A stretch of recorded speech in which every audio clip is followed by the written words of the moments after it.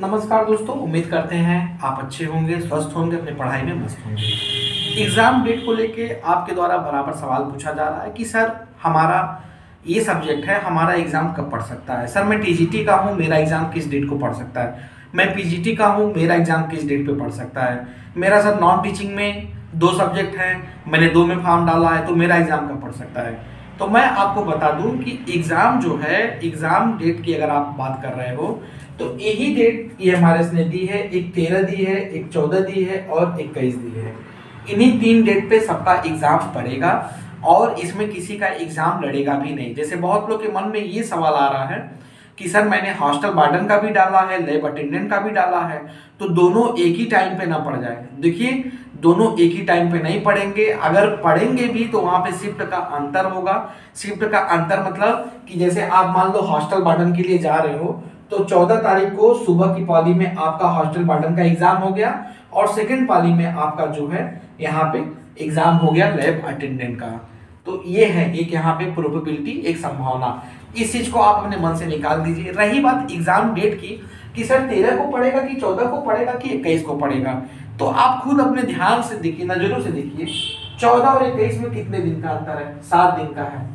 आपको 7 दिन पहले ही मान लीजिए मालूम चल जाए तो आप क्या कर लेंगे? कुछ नहीं करेंगे। इन केस मैं आपको बता दूं कि आप एग्जाम के डेट के बारे में मत पढ़िए, पीछे मत पढ़िए। आप 13 तारीख को और 14 तारीख को आधार मान के, चाहे आपका हॉस्टल वार्डन हो, चाहे आपका टीजीटी हो, चाहे पीजीटी हो, उसी को आधार मान के आप अपनी प्रिपरेशन करिए।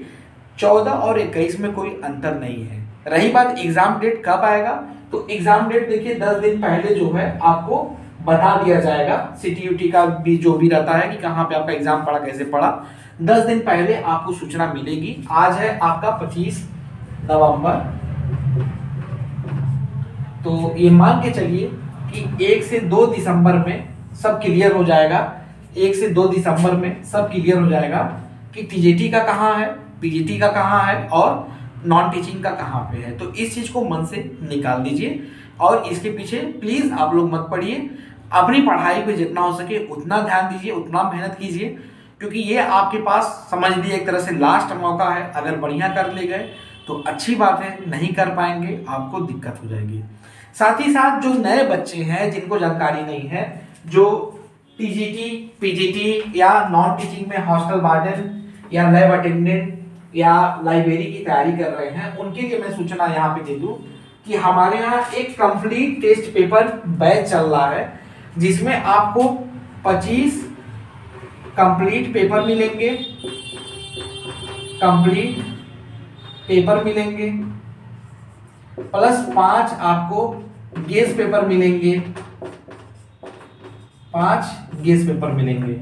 और इसकी जो प्रोबेबिलिटी है, अगर आप इतना पेपर लगा के गए और गेस पेपर लगा के गए तो आपकी एक सीट कंफर्म है 100%। आप ये यहाँ पे लिख के ले लो, मैं दे रहा हूँ।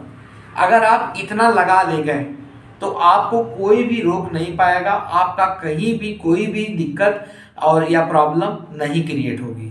अगर आप ये कंप्लीट पेपर लेना चाहते हैं और गेस पेपर लेना चाहते हैं, आप चाहते हैं कि एक अंतिम ब्रह्मास्त्र चलाना चाहते हैं कि हमारा एग्जाम क्लियर हो जाए किसी भी तरह से, या आपने बिल्कुल जीरो पढ़ाई की है, कुछ भी आपने नहीं पढ़ा है, तो जितना हम आपको क्वेश्चन लगवा रहे हैं उतना क्वेश्चन आप देख के जाइए, उतने का सेटअप लेके जाइए, आपका एग्जाम क्रैक हो जाएगा।